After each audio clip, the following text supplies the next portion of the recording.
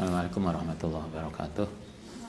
Mustafa Muhammadin sallallahu alaihi wasallam sumaila sama hadrati wa jalla syana syana jalan kadal muqarrabin. Husan ila mu'alif hadzal kitab Syekh Nawawi Ad-Dimashqi sallallahu alaihi wasallam. Husan la ba'na wa madina wa jadina jadana sallallahu alaihi wasallam syaihna husan ila mahadina al-asqiya Malang. Talamidhi wa asrati wa ali baitihim. Lillahi ta'ala lahumul Fatihah.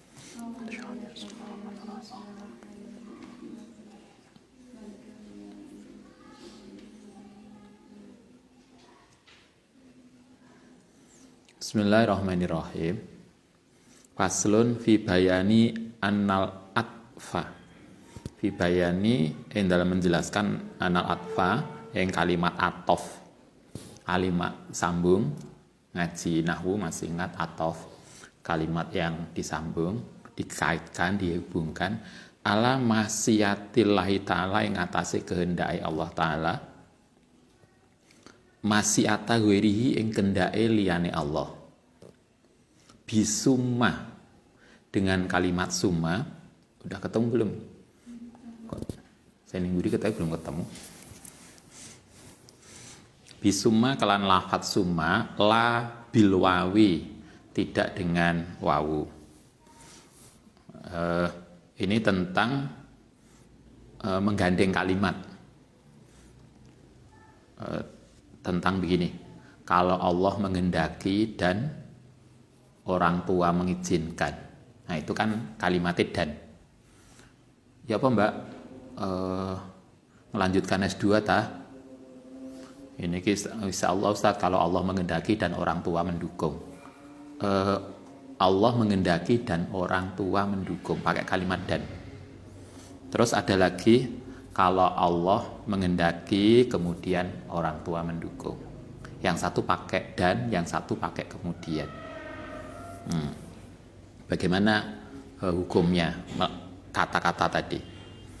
Rawaina fi sunan Nabi Dawud bi isnadin sahih dengan sanad sahih an Hudzaifah anan Nabi sallallahu alaihi wasallam qala la taqulu jangan ngucap sapa sira, kata Nabi, janganlah kalian mengatakan masya Allah, yang menghendaki sapa Allah, wa sa'a fulanun dan pakai wawu, dan menghendaki sapa fulan.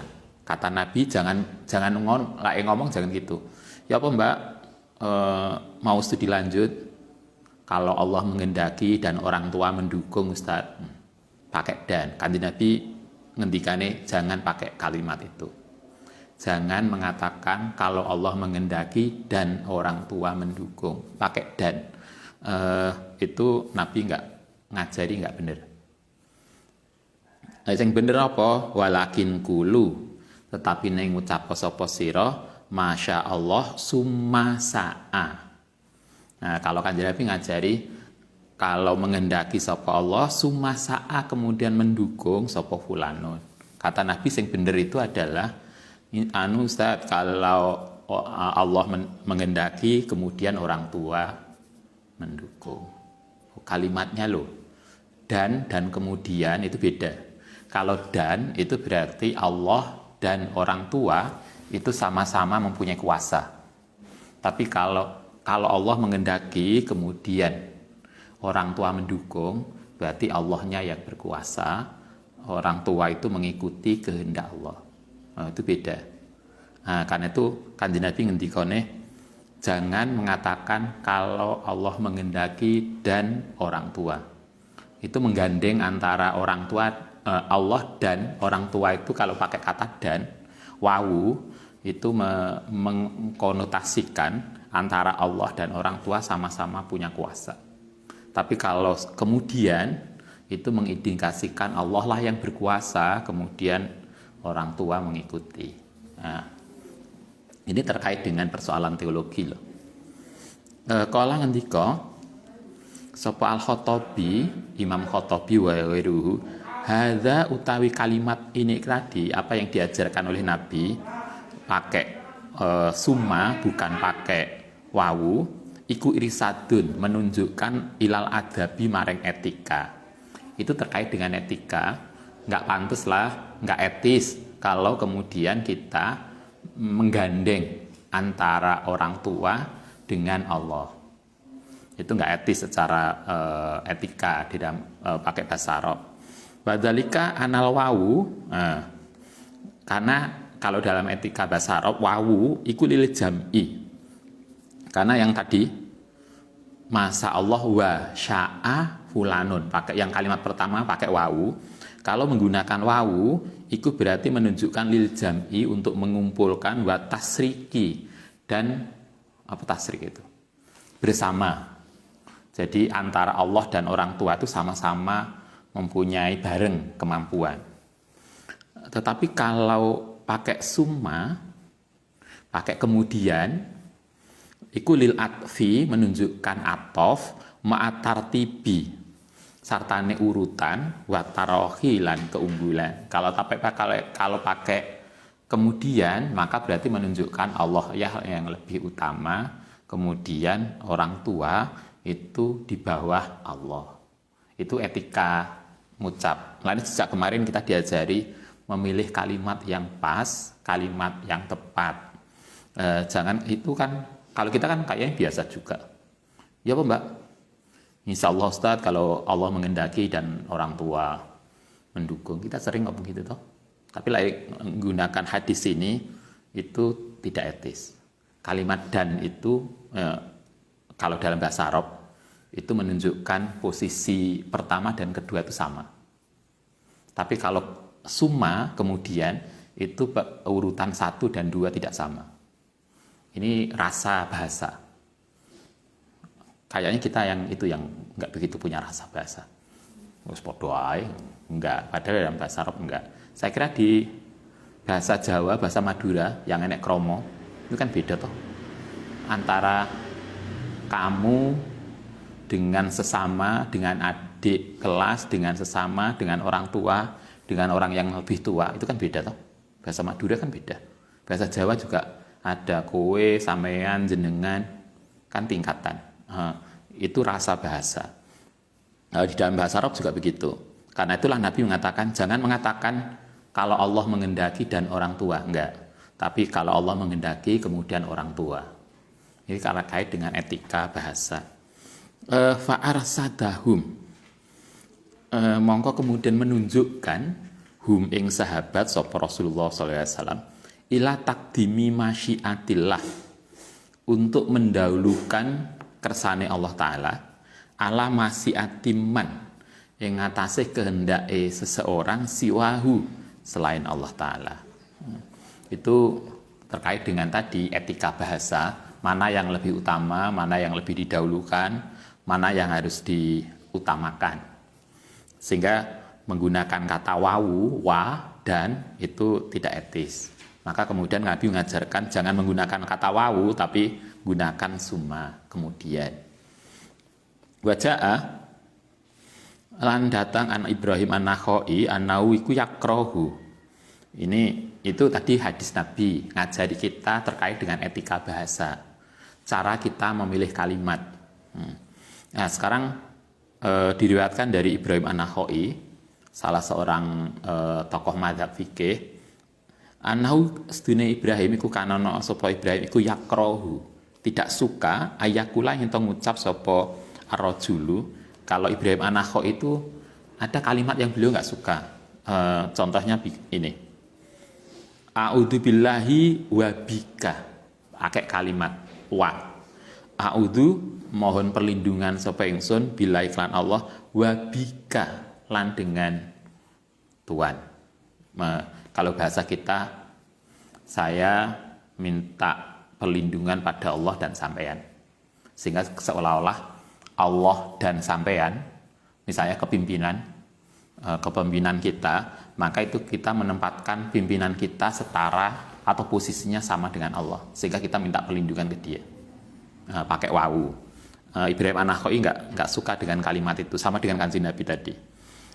Maka kemudian beliau ngajarkan waya juzu lan boleh ayakula a'udzubillahi summa bika. A'udzubillah mohon perlindungan sapa ingsun kelawan Allah, summa bika kemudian juga kepadamu. Pakai summa. Itu tadi sama dengan tadi. Masya Allah wa sya'afulanun. Kanjeng Nabi menurut kanjeng Nabi yang diajarkan kanjeng Nabi itu nggak pas. Maka kemudian Nabi mengajarkan Masya Allah summa sa'a fulanun, pakai kalimat sambungnya beda. Qalu wa yaqulu, ini ada lagi yang diajarkan, hendaknya kita bisa mengatakan ini laulallahu summa fulanun, laulallahu lamun ora krana Allah summa fulanun, kemudian pakai kata summa, la fa'altu, mongko telah berbuat sapa ingsun hakadza, andaikan Allah, dalam bahasa kita begini, andaikan bukan karena pertolongan Allah kemudian orang itu mungkin saya sudah celaka, kan, gitu kan. Jadi kalimatnya andaikan bukan karena pertolongan Allah kemudian juga bantuan orang itu, jadi Allahnya kemudian, itu yang diajarkan. Wala takul, lan jangan ngucap sapa sira lallahu wa fulanun, jangan mengatakan andaikan gak karena pertolongan Allah dan orang itu, pakai dan. Andaikan tidak karena pertolongan Allah dan orang itu, ini seolah-olah kalau dalam rasa bahasa, etika bahasa, antara Allah dan orang itu posisinya sama. Karena itulah kemudian nggak boleh kalimat itu tidak etis. Kayaknya kita perlu belajar rasa bahasa begini. Nah, bahasa Indonesia mungkin kita podo ya, terais pokoknya apa aja. Tapi padahal kan ada etika bahasa. Andaikan bukan karena pertolongan Allah, juga karena bantuan orang itu. Jadi kita diharapkan antara Allah dan selain Allah itu dibedakan. Itu yang kita diajarkan. Jangan sampai kemudian antara Allah dan orang itu mengesankan posisi yang sama. Secara etika itu nggak pas. Secara teologis kita bisa salah. Ini yang kita diajarkan oleh kanjeng Nabi terkait dengan etika bahasa. Sejak kemarin kita diajarkan oleh Nabi, gunakanlah kalimat yang soft, yang hati-hati, yang kemudian tidak mengesankan sesuatu yang salah. Kayaknya kita perlu belajar bahasa yang bagus. Itu faslun di atas. Kita lanjutkan faslun, pasal lagi fi qauli rajuli. Dalam ucapan seseorang, mutirna dikasih hujan sapa kita binau ikada sebab mendung, kayak begini. Nau itu bisa bermakna mendung, bisa bermakna angin. Wayukrohu dimakruhkan ayakula yang to ngucap sapa man mutirna dikasih hujan sapa kita binau kada sebab mendung, seperti ini. Kita sering, mungkin kita tidak jarang ya kalau Anda yang di rumah, ya apa mbak, tanaman nih, oh yos, sapat tanaman ini sampean kaya subur, ya jelas lah tak, rabu kok akeh, gitu kan, sering toh, kita tuh kadang, kita merasa sukses, tanaman kita sukses karena kita suksesnya karena rabu, karena pupuk. Wah, sampean selamat mbak ya, IPK-nya naik, ya jelas lah aku belajar tiap hari. Seolah-olah yang membuat sukses IPK kita naik itu belajar kita. Ini pada ini tadi. Wah hujan banget loh, jelas mendungi kok ini pasti hujan lah. Coba.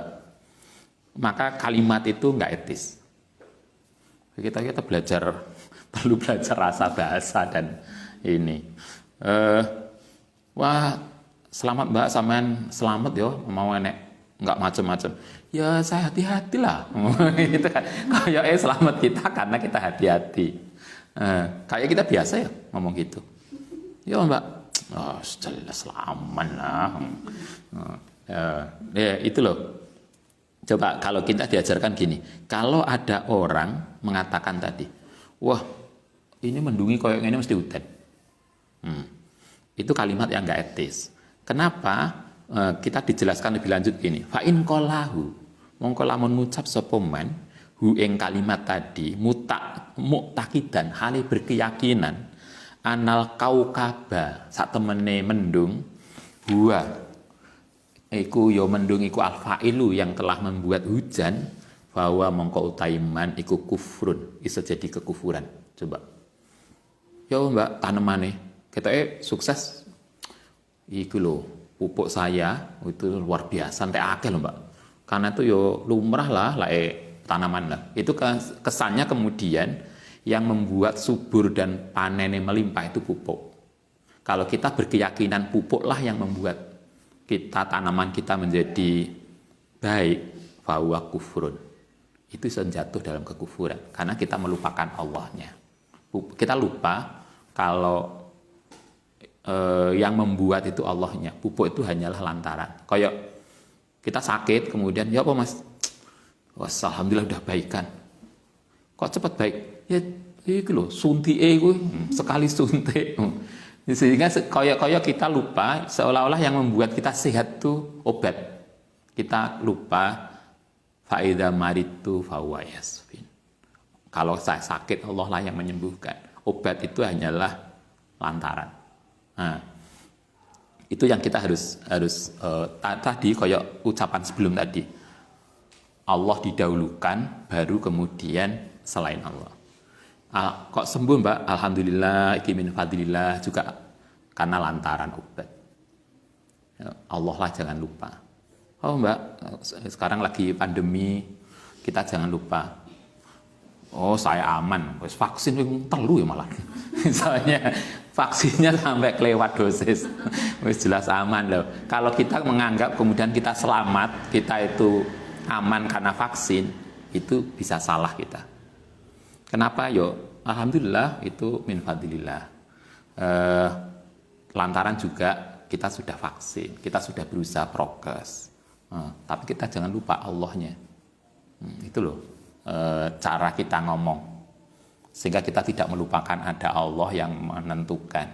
Karena vaksin, usaha prokes, macam-macam itu ikhtiar saja, tapi tidak menentukan. Nyatanya toh anak toh sing vaksin bolak-balik yo kena. Bahkan sing wis kena itu loh kena maneh. Itu kan artinya itu hanya ikhtiar. Bukan hanya ikhtiar, tapi memang kita harus ikhtiar ya. Tapi bukan itu yang menentukan. Itu hanya bagian dari usaha kita. Karena itu di sini dikatakan kalau kita berkeyakinan bahwa mendung itulah yang menyebabkan hujan, fahuwa kufrun. Itu bisa menjadi kekufuran. Karena kita melupakan Allahnya. Fa'in qalahu. Mongko lamun ngucap sapa man hu ing kalimat tadi mu'taqidan. Halih berkeyakinan anallaha sedune Allah wa ya Allah iku al-fa'ilu, Allah lah yang telah sebagai pelaku wa anannau lan sak temene mendung al-madzkur yang disebutkan iku alamatun hanya sebagai tanda linuzulil matori maring turunnya hujan lam yakfur. Kalau itu yang dilakukan maka lam yakfur, tidak apa-apa. Lek mendung akeh insya Allah hujan karena biasanya lek mendung begini hujan, tapi bukan karena mendungnya hujan, karena Allah lah yang kemudian menurunkan hujan. Kita sudah prokes, kita sudah vaksin, sudah ikhtiar, insya Allah aman. Tapi kita jangan lupa Allah lah yang membuat aman, itu sebagai ikhtiar. Nah, kalau kita berkeyakinan seperti itu lam yakfur, maka nggak ada masalah. Tetapi tetapi kalimat tadi yang kedua tadi iku irtakaba, seolah-olah ngelakoni sepeman makruhan ing sesuatu yang makruh, tetapi kalimat tadi masih dianggap makruh. Kenapa? Litalafudhi, karena kalimat tadi bihadzalah di kelan lafat ini iku aladzi kanat, itu kang ono sapa al jahiliyah tu orang jahiliyah dulu iku tas takmilu. Biyen wong jahiliyah itu ngomongnya juga begitu, sehingga kan ada kesan kita itu niru wong jahiliyah. Karena itulah kemudian kita dianggap makruh. Ma'anahu satane maniku mustarokun, bersekutu bersama baina iradatil kufri, antarane kehendak kekufuran wa ghairihi. Faqad qaddamna, dan teman-teman telah mendahulukan sapa kita al hadis sahih, yang hadis sahih al muta'alliqa yang berhubungan bihadzal fasli sebelumnya kita sudah diajarkan hadis keberapa itu dulu. Hadis nomor 536 yang ada nomornya. Itu ada hadis, kita telah bicara itu. Jadi kayak kita sekarang pandemi, maka yang baik kita berkeyakinan tetap insya Allah aman bifadlillah. Tetapi kita tetap wajib berikhtiar. Jangan lupa itu. Jangan kemudian dibalik. Wah, saya sudah prokes, saya sudah vaksin, mesti aman. Enggak. Itu kalimat yang enggak etis. Bisa jatuh pada kekufuran karena kita melupakan Allah.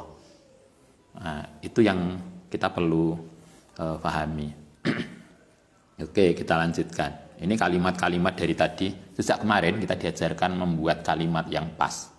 Kalimat yang sekali lagi soft, yang halus, tapi tidak boleh kasar, yang halus, tapi tepat. Kayaknya ini terkait dengan rasa bahasa. Karena itu biasanya dulu, yai sepuh itu kan ngendikane hati-hati banget. Setiap kalimat itu dipilih kalimat yang pas. Nah, kita itu kan tas. Enggak, kayaknya kita perlu belajar. Penting lah orasi yang bagus itu penting, tetapi perlu pemilihan kalimat yang tepat. Faslun, kita lanjutkan tentang fasal fi qauli rajuli. Ing dalam ucapan seseorang, in fa'altu, lamun berbuat sapa ingsun kada ing seperti ini, fa anna mongko te ingsun iku Yahudian. Termasuk Yahudi. Ini kalimat yang penuh tantangan. Pokoknya Mbak sama Tita ini, kok sampai saya ngelakoni ini, berarti saya tidak santri lagi. Koyok bergaya gitu ya. Ya apa lah ya, ada santri ngono. Pokoknya Mbak lah sampai saya jatuh pada begini, atau kalau saya ngelakoni begini, saya berarti gak santri, atau saya tidak lagi muslim. Yahrumu, haram. Apa ayakula yang kita ngucap tadi. Nggak boleh kita tuh ngomong in fa'altu kada fa'ana Yahudi. Kalau fa'in fa'altu lamun berbuat sapa ingsun kada ing seperti ini, misalnya opolah yang kita lakukan, fa'ana mongko ta ingsun iku Yahudian, Yahudiyun au Nasroniyun.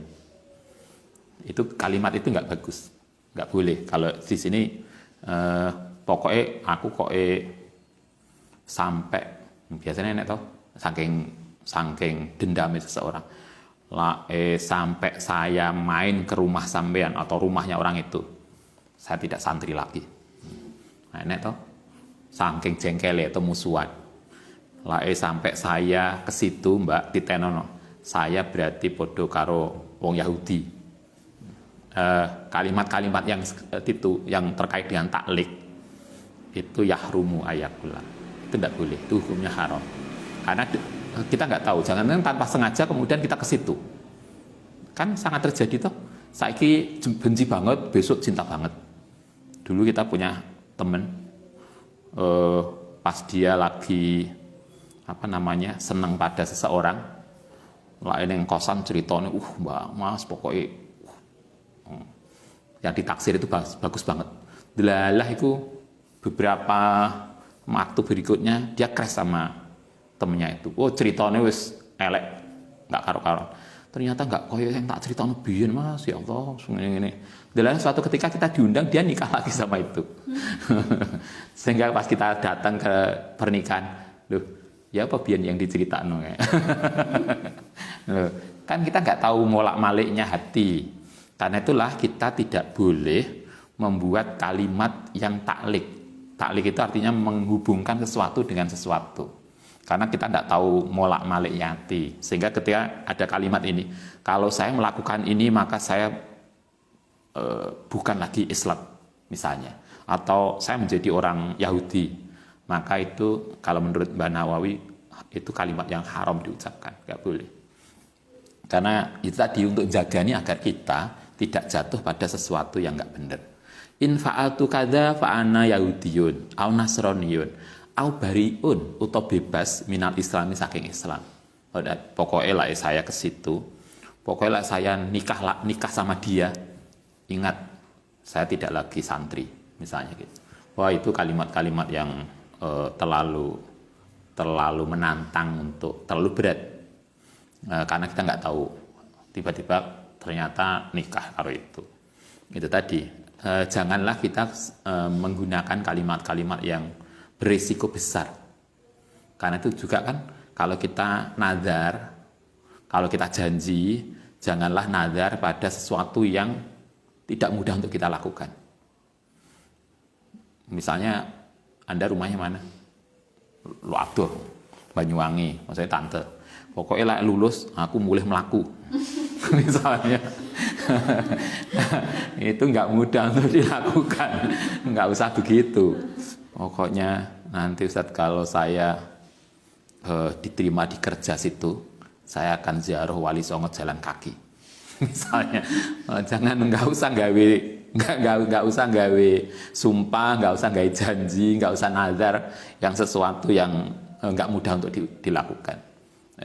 Apalagi nggak sampai kemudian itu terkait dengan keyakinan. Saya keluar dari Islam, saya nggak santri, saya jadi Yahudi, nggak. Itu kalimat-kalimat yang haram diucapkan untuk menjagani agar kita itu kalau kemudian benar-benar terjadi, itu loh. Dulu adiknya Ustadz tuh nazar, lae lulus dari aliyah ranking 1, mulai melaku. Tenan dari Jombang sampai Nganjuk itu jalan kaki akhirnya, karena sekadung nazar. Ada lagi dulu kakak kelas nazar kalau lulus dari UIN, dari IAIN ketika itu, maka dari Malang ke Nganjuk jalan kaki. Coba ngapain? Mau naik bis sampai tidur enak. Ayo ngapain coba ngono? Nazar itu kan alhamdulillah nanti kalau saya lulus nanti makan enak. Ini kan enak toh? Wong mlaku. Kok ya gelem. Carilah nazar-nazar yang enak, nazar-nazar yang mengesankan gitulah. Ojo kok nazar yang ini. Karena itu yang ini yang rawan begini, Mbak Nawi mengatakan yahrumu, itu haram hukumnya, enggak boleh. Fa'in qalahu, mongko lamun mengucapkan seseorang wa aroda lan menghendaki hakikat takliki khuruji, ing hakikat menghubungkan dengan keluarnya dia ani islami bidzalika sebab pelakuan tadi soroh, mongko jadi sapa maniku kafiron, kafir fil hali. Kenapa dilarang? Karena kalau kemudian pada waktunya nanti berubah pikiran, kemudian dia benar-benar melakukan itu, maka kan dia akan jadi kafir. Gitu loh. Agar kita tidak jatuh pada kekafiran, maka menghubungkan perilaku kita dengan hal-hal yang kemudian bisa menyebabkan kekafiran itu harus dijauhi. Karena itu juga yang tadi saya sampaikan, jangan juga kita menghubungkan, meniatkan, nazar, janji untuk melakukan sesuatu yang nggak mudah kita lakukan. Itu akan memberatkan kita. Wajarot lan akan berjalan terjadi alai ngataseman opo ahkamul murtadin, maka dia akan dianggap murtad ketika ini. Fa'ilam yurid, mongko lamun tidak mengendaki sepemendalika ya lam yakfur. Kalau dia tidak serius dengan ucapan tadi, itu tidak akan menjadi kufur sesungguhnya, tetapi lakinir itakaba, tetapi berarti ngelakoni sopoman muharraman, yang sesuatu yang haram. Karena kenapa haram? Karena dia telah menghubungkan perilakunya dengan sesuatu yang bisa menyebabkan kekafiran atau kemurtatan. Karena itu fayajibu, mongko wajib alai ngatasi man apa atau batu taubat. Karena itu dia harus bertaubat. Tobatnya apa? Wa yautai tobatnya iku ayuk li'a, into mencabut fil halin dalam waktu seketika an maksiatihi, saking maksiatnya tadi. Jadi begitu dia sadar ketika ngomong tadi, pokoknya kalau sampai saya masuk datang ke rumah dia, saya nggak santri, maka dia harus segera bertobat. Karena itu kata-kata yang nggak benar. Dia harus bertobat, istighfar, wayandamu, dan menyesal alama fa'ala, terhadap perilaku tadi, ucapan tadi, wayazima, lan tidak akan mengulang bukan ya mengelak. Wa yazima yang berkeinginan azam ala yauda yang tidak akan mengulang ilahi pada kata-kata tadi abadan selamanya. Ingat, kita harus taubat dan berniat tidak akan mengucapkan kalimat tadi. Wa yastaghfira, dan mohon ampun Allah yang Allah Ta'ala. Kemudian ngucap wa yaqulu wa yaqula lan ngucap sapa man la ilaha illallah Muhammadar Rasulullah. Atau kita biasanya syahadat ya, asyhadu alla ilaha illallah asyhadu anna Muhammad. Sehingga kemudian kita selamat dari janji tadi. Biasanya kalau di nikah kan juga ada toh. Kalau nikah itu terkait dengan biasanya ada kalimat taklik lah ya, Anda nikah atau delok teman kita nikah. Suami biasanya disuruh baca itu. Itu untuk menjagani agar suami tidak meninggalkan istrinya. Ada kalimat taklik setelah nikah biasanya suami disuruh baca, itu tertulis di buku nikah. Saya sebagai suami berjanji kalau saya meninggalkan istri saya tanpa ngasih nafkah minimal 2 tahun berturut-turut, maka berarti telah jatuh talak saya. Biasanya ada itu. Jadi artinya kalau ada suami hilang, gak nak kabare 2 tahun, gak nak kabar dan tidak ada nafkah, maka berarti jatuh cerai dan istri bisa nikah lagi. Itu kan untuk menjagani agar suaminya itu yang minggat gak jelas tadi itu tidak menggantung istrinya.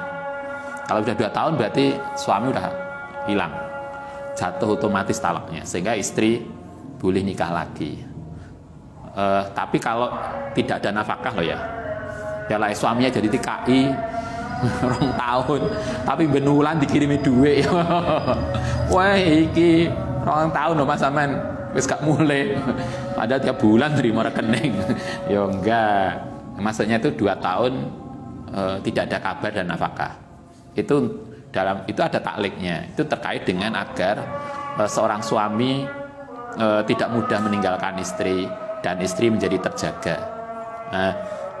Itu boleh. Kalau yang ini tadi kan terkait dengan taklik perilaku kita yang menyebabkan kekafiran, maka kita harus berhati-hati di dalam janji, nadar atau apa. Nadar itu penting. Kadang nadar itu penting untuk kalau Umi Mbak Ibu Nganjuk itu kalau ngajari biasanya beliau gitu. Kalau kita punya keinginan ya, biasanya punya hajat, punya keinginan, kalau Ibu Nganjuk itu ngajari kita gawe nazar. Ya Allah, kita minta doa pada Allah, berdoa pada Allah. Kemudian ya Allah, kalau hajat saya terkabul, saya akan melakukan apa?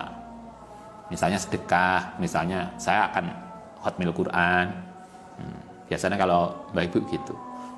Beliau misalnya pengen apa? Janji, nanti kalau ini terlaksana akan apa? Biasanya khatmil Quran atau ziarah kemana. Itu untuk memudahkan Allah ya, bergaining pada Allah. Nah gitu kan. Nah, Anda juga gitu. Nggarap skripsi mudah, lancar, akan sedekah. Kalau saya diterima kerja di lembaga yang kita inginkan, favorit, ya Allah saya pengen masuk sebagai akademisi di situ, atau saya pengen S2 dengan beasiswa. Kalau saya bisa, saya akan ini. Nah, itu dulu kalau Mbak Ibu ngajari gitu. Biasanya Ustaz juga gitu. Dulu pengen banget kita janji kalau saya bisa itu saya akan begini. Tapi jangan terlalu sulit, saya akan mulai jalan kaki. Enggak. Tapi janji yang misalnya khatmil Quran, kita akan sedekah, kita akan silaturahmi kemana, itulah. Itu tapi janji yang kita mungkin untuk makoni dan sesuatu yang baik. Ojo kok kalau saya iso wisuda edisi ini, saya akan lihat film di Cineplex. misalnya enggak dulu film. Dulu ada adik kelas di pondok, tamat apa dulu dia SMA ya? Dia akan pengen dulu film neng Kelut.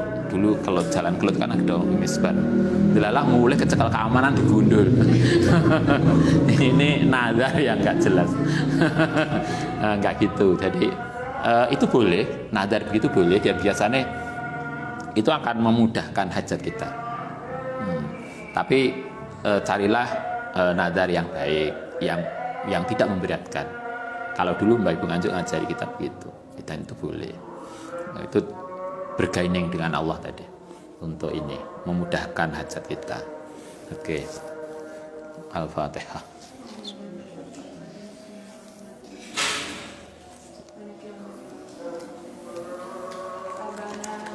Nah, di malam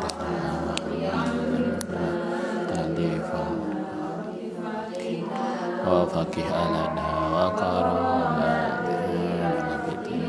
wa nafa'na bima